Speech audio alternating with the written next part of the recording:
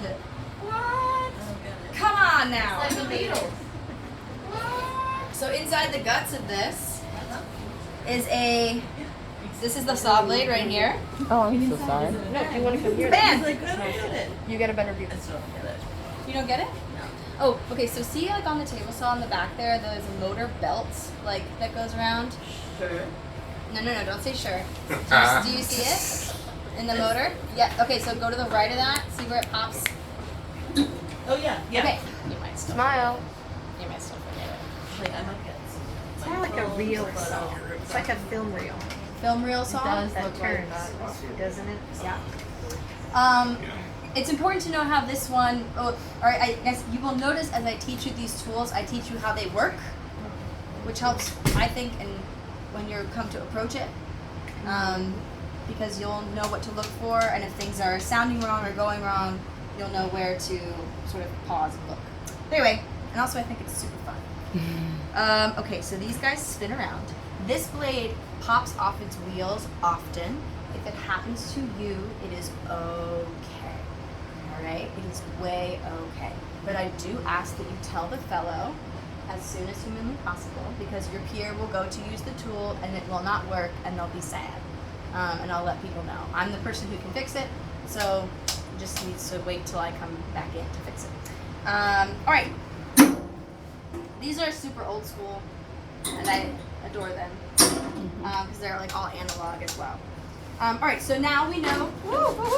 Now we know that this is going in a band, and that the teeth of this are cutting in the down motion. Got it. So, if I were to grab something like this, so these are like the teeth of the saw blade. They're going down. All right. This is great news for us because that means that as it's cutting, it's also pushing our material down.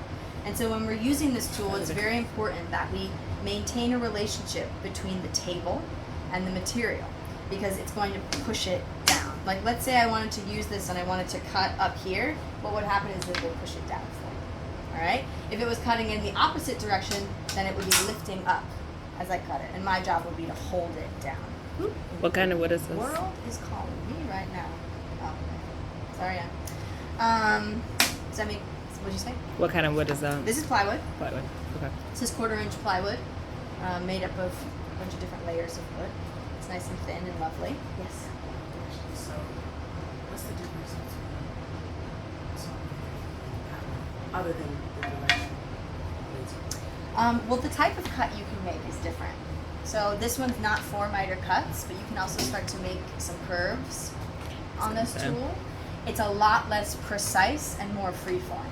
So if you're looking for a straight line that it's going to be 90 degrees, you go to the miter saw.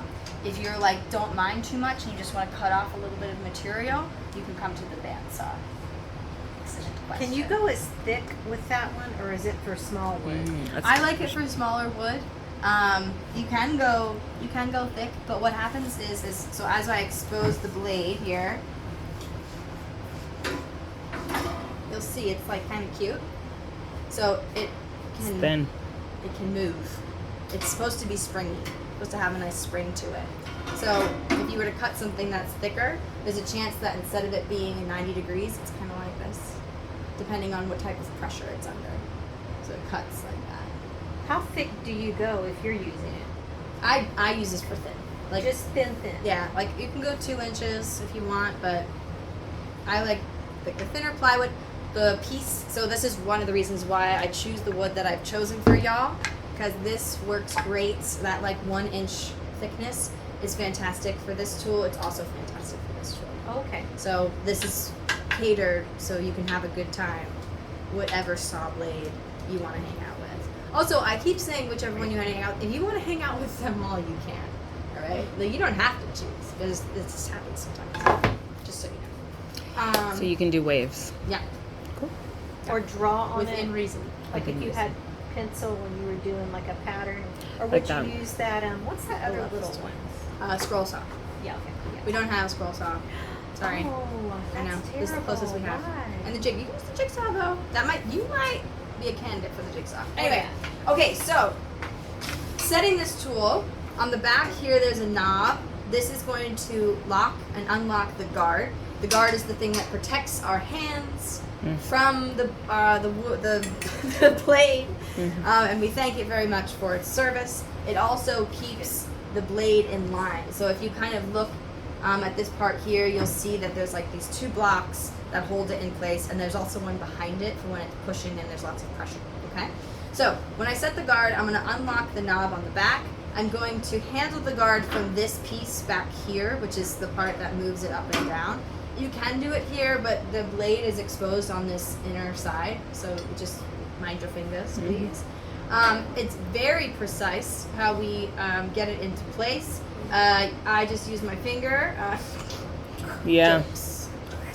Yeah. Jokes. Yeah. But basically, I think it's about, it's like about 1/4 of an inch. So I'm setting the guard, so it's about 1/4 of an inch above my material that I'm cutting. And I did that by just putting my finger underneath there and then tightening it and then lifting it out. If that sounds horrific to you, grab a piece of wood and you can do it that way as well. So to see what that looks like, I would lift it, add a space, let it down, tighten, leave it out, ba-bam. Because this is 3/8. Alright, well. Anyway. If this was up here, I would have less control over my cut. This is centering it. It's giving it a space. It's like holding the team together. So you want it to be close to the top of your material. Okay? Now, why can't it rest on the material? It would get stuck. Okay. And also, the wood, we're working with a natural material. Yeah. So the likelihood that this is straight and flat Yeah. and not going to give us trouble is very low. Okay. So I like the 1/4 of an inch is like a nice 1/4 of an inch. breath barrier. All right, with me so far? Yes. All right, you're gonna love this. So,